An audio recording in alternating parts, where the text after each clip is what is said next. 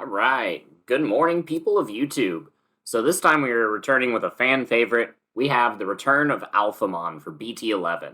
So I spent a lot of time testing this deck after the Greymon hit with the ban list, trying to figure out the best way to proceed with this list. And while I was testing, Lychee, a very top-rated player, actually took second place at a regional with an Alphamon X antibody deck. And so that served as a huge inspiration for me. So thank you to Lychee for actually giving people faith in the deck, because this deck is still very strong. Going into BT11, we will see the return of some tower-based styles, kind of like what we're seeing in the current format with all the BT9 decks running around. But Alphamon does really well into tower-based decks because your tower is just very strong. So we're going to go ahead and get into some of the card choices, some of the combos, and what makes this deck really good. So if you guys like this kind of content, make sure you guys like and subscribe because it really helps out the channel. We're trying to do this as a full-time job, and your guys' support makes that possible.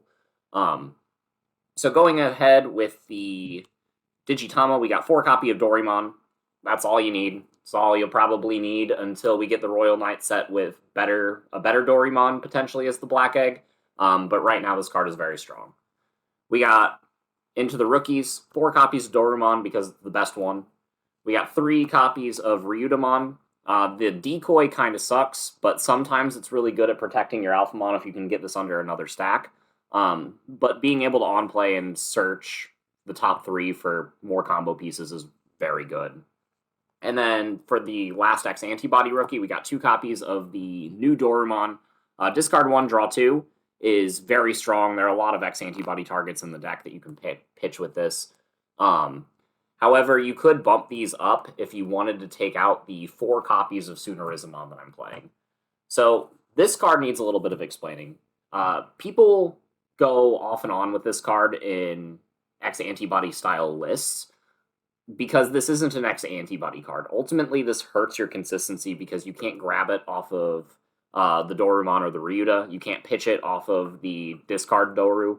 And so that does hurt your consistency a little bit. And it is a card that if you are playing in your list, you kind of want to play 4 of, so that way you can see it in a stack as early as possible. I think that if you are choosing to play Suneriza, that is a 4 of or a 0 of, and really there's nowhere in between that you'd want to go with this card moving into the coming formats.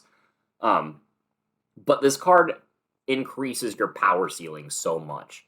Because we have the Dora Greymon limit, and we don't get the Security Attack Plus with this card as consistently, having another way to hit that means that the double attack with the Oryukin can just kind of finish your opponent off. And that's absolutely insane. Being a one and done makes it so that you don't give your opponent a chance to remove your Oryukin on the following turn. And even if you miss the Suneriza in your opening stack, Oryukin is strong by itself. Ideally, you open a Suneriza plus either a rookie, a memory boost, or a tamer. So that way you can evolve Suneriza and then play a card that is searching you other combo pieces, letting you progress your plays. So this card, the only other downside for playing the Suneriza is it doesn't interact well with Yuji whenever you pump up a rookie from the raising area. So be mindful of that. But I think since you are swinging multiple times because of the Oryumon inheritable, the Security Attack Plus 1 is very, very strong on this card, and it is something that is absolutely worth considering when building this deck. If you don't want to play this, you can just cut these to max out the Ryuda and the Doru, and then you have 1 extra slot that you can use to bump up the Tamer count. And that is also fine if you just choose not to play this. But I really like this card. So that is it for the rookies. For the level 4s, we got... Where did they go? Oh, they're right here. We got 4 copies of the Darugamon. This card is the blocker, plus 1,000 inheritable, very strong. And then 4 copies of the Dex Daruga. So I was testing the Ginryu, the one that gives you blocker as an inheritable. You don't need it. It's one of those cards that ultimately hurts your consistency because you don't really want to be blocking. If you're blocking with anything, you want it to be an extra Darugamon that you drew.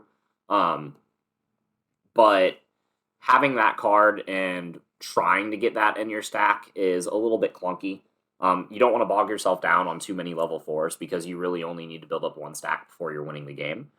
So you might as well play the best level 4s. And if you do something like evolve a Ginryu in the back, and you draw the Dex Daruga and you have a Cool Boy in play, you're going to feel really bad because then your Dex Daruga is kind of useless. And this is a card that you want to be maximizing your value with because this is the only way that you're getting the +1 and draw 1 effect off of the Cool Boy moving forward. So it's very strong, and these are really the only 8 level 4s that you need. So for the level 5s, you got your obligatory 1 Dora Gray. You have to. This card was banned, or I guess limited, because of its insane protection effect combined with its offensive pressure and its inheritable.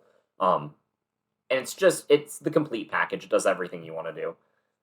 You should not play Dex Daruga, Dex Dora Gray, with only 1 Dora Greymon. The second we get another Dora Greymon in print, that card becomes insanely viable again. However, this is the only one that you have access to. I don't recommend it. We have the 3 copies of Grademon. This card helps you search your Alphamon pieces. Or you can and the level 6 Alphamon. It's really nice, and it helps you block or destroy memory blockers like Terriermon, Shumon, and Gazimon. And it's just a great card for stopping your opponent from kind of shutting you out of what you want to do. This card's also really good into Bloomlord. It's really good into D-Brigade. And any deck that wants to play a bunch of floaters, this card is just kind of fantastic into, as well as just being a consistency piece and allowing you to search more of your top end. But I only play 3 of this and 1 of this. And then the last 2 level 5s in the deck are the 2 copies of Hisaryu. So people have stopped playing this card, and I don't really understand why. You're not playing it for the Reboot Inheritable. The Reboot Inheritable is kind of nice because it forces your opponent to be basically Bloomlord if they want to swing over your stack, because you're just going to be unsuspending during their turn. But the Reboot is kind of fun, but that's not the reason that you're playing this card. The reason you're playing this card is for its other effect. If you slap an X antibody underneath this card, what you can do is evolve into a level 6 for 1 less, and then swing with that level 6, trigger the X antibody, and evolve into the Oryukin. This card kind of accelerates your combos by a turn if you can set this up in the raising. And it makes it so that you're a little bit less reliant on the Dex Dora Gray, or the Dex Daruga and the Dex Darugamon play with the Cool Boy. Sorry. The Hisaryu is really good for just an extra line of play. I really, really like it. And if you haven't tested it, I recommend at least trying to. It's not something that you're going to need every game, but it is a nice backup if your opponent is threatening you with a board that can just remove anything you put down. So, the 6 level 5s is all you need. It's kind of the same concept as the level 4s. You only really need 1 stack to win the game. It's just choosing how you want to get there. Going into the level 6s, got 3 copies of Oryu. This hasn't changed. This card is just absolutely bonkers. This card is actually better coming into the Ex3 and the Bt11 format than it was in past formats, because destroying 7 costs or less is really good into stuff like Bloomlord, and being able to protect itself from deletion is also really nice. And the fact that it bumps itself up to 14 makes it so that this card itself triggers the Sunoriza. So there are times that if you don't see Oryukin, you can just close out the game with Oryu. Because you can get this card up to like security attack +1, possibly +2 if you have the Dora Gray at any point in the game. And you're drawing enough, so you will see that 1 Dora Gray at some point in the game. And this card, and once you see it, this card can just kind of win. The fun thing is this combos really nicely with Yuji, so that you're basically always protected from destruction effects, and that's really, really strong. So I'm playing 2 copies of the Bt9 Alpha and 1 copy of the Bt6 Alphamon right now. I've been going back and forth between cutting this BT6 Alphamon for a third copy of the BT9 one. Because the BT9 one has a D-Digivolve effect, which is very strong in decks like Black War Greymon, and it's just really good at accruing the correct sources that you need by itself from the trash. However, the BT6 Alphamon has the ability to hit 13 by itself, triggering the Sunoriza, and it's just got a really nice security effect. It can make it so that if you need level 6s, having this in your security can just kind of get one to your hand, as well as stun the rest of your opponent's board. And it's just a good card, but it might not be worth the deck slot. It might be worth it to just play the third copy of the BT9 Alpha. That is entirely player preference, but that's what I'm going with right now. For the level 7s, we got the 3 copies of the Oryuken. I was testing it at 2 to see if I could get away with it. You really want 3. If you are in the position where you only own 2 and you're waiting for your third one to come in the mail, your third one that's coming in the mail could be a Oryu, because like I said, Oryu is very strong into the current format, and actually playing 4 Oryu will let you close out games sooner than your opponent expects it, because they're expecting you to try to build into the level 7. And Oryu is just really safe to swing with by itself, whereas regular Alphamon is not. And at any point, you could just, whenever you're swinging with this, you get your opponent down once, maybe it passes turn, it comes around to your turn, you do your searches, and then you hit the Oryuken. You can just kind of evolve into the Oryuken, pass your turn that way by paying the full 7, but because you've been accruing sources with Yuji, maybe you set up an X antibody in your sources, you can typically make it your turn again and then keep the Oryu and be able to close out the game that way. It's a very strong combo. And like I said, Oryu is a much more important combo piece going into this next format. So that is it for the Digimon. Going into the Tamers and options. So starting off with the X antibody, I'm only playing 2. I was testing it at 3. It gets a little clunky. You can discard it with the Doru. And I guess if you are cutting the Sunorizas to play more copies of the BT9 Dorumon, you could bump this card up to 3. This card is really necessary whenever you're going for the big Hisaryu combo, but it's very searchable, and you will always have this card when you need it, basically. Going into the Tamers and the Memory Boost, because they basically help serve the same purpose as far as getting you the memory and the consistency and the draw power that you need in order to be able to play your cards. So we have the 2 Coda to set yourself at 3 and also give yourself some good searches. We have the 2 Yuji because I'm playing the Sunoriza package. If I wasn't playing that, I would bump this up to 3. But this card is pretty much Black War Greymon food in a format where you can expect to play a lot of Black War Greymon at regionals. Maybe just playing 2 of this is the correct call. And then we have 3 copies of Cool Boy. I bumped this card down from 4 because it doesn't combo with my level 5s anymore, and you really only need to see 1 in order to go off. And sometimes you don't even need that if you open the Hisaryu and the X antibody combo. But this card also searches both of those pieces as well, and it doesn't make the Hisaryu X antibody play any worse. It just actually gives you more memory to work with.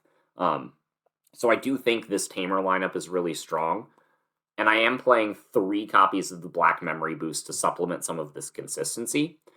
One of the key reasons is Black Memory Boost is not a Tamer, so it cannot be blown up by Black War Greymon. So going into that matchup, this card is just a little bit better. However, going into anything that isn't Black War Greymon, your Tamers are a little bit better. So keep that in mind. You can play around with this ratio if you want, but this has really been working for me, and I really, really like all of these cards. So going into the last 2 slots in the deck, they're just your generic tech slot. Whatever option you want to play 2 copies of. It could be Breath of the Gods. It could be Final Zubagon Punch. I don't recommend Congo unless Security Control gets really popular in BT11, but with the presence of Black War Greymon, I don't expect it to. Congo's probably pretty bad. But Zubagon Punch helps mitigate some of the deck's weaknesses by setting up a reboot blocker that's like 19,000 plus power. which is just really hard to break. Sometimes reboot blocker at a 16,000 isn't enough because your opponent can just still punch over it. But 19 is a much bigger number. Breath of the Gods is cool if decks like Imperial and Metal Garurumon persist into the BT11 format. And it is just a good card. However, I would almost consider cutting this card for just another Tamer or a second Zubagon. And like I said, you should probably pick two of the same option to improve your consistency in this final slot. I'm leaning towards the Zubagon for now, but I ultimately want to see how the meta shapes up. This could be a slot like Ultimate Flare or Iron Fisted Onslaught, even. Really, whatever you want. But the rest of the cards are pretty much set in stone. I do like the Digimon line. I am playing more rookies than the average X antibody list. And that's because I value the consistency. These cards are search pieces as well as cards that you want to slap in your raising area to get your draws. So I feel like having more of them is not a bad thing, and flooding your board with rookies to get extra searches. This yields similar results to just playing a bunch of Tamers. Plus, you can swing with these at your opponent's security. And yeah, the ratios have been perfect. I don't want any more level 5s, any more level 4s. Sometimes I wish I had another level 6, but yeah, this is a deck that I have put a lot of time into. I have a lot of thoughts about this deck. So leave questions in the comments down below if you guys have any. And I look forward to hearing from you, and we will see you guys in the next video. Bye, everyone.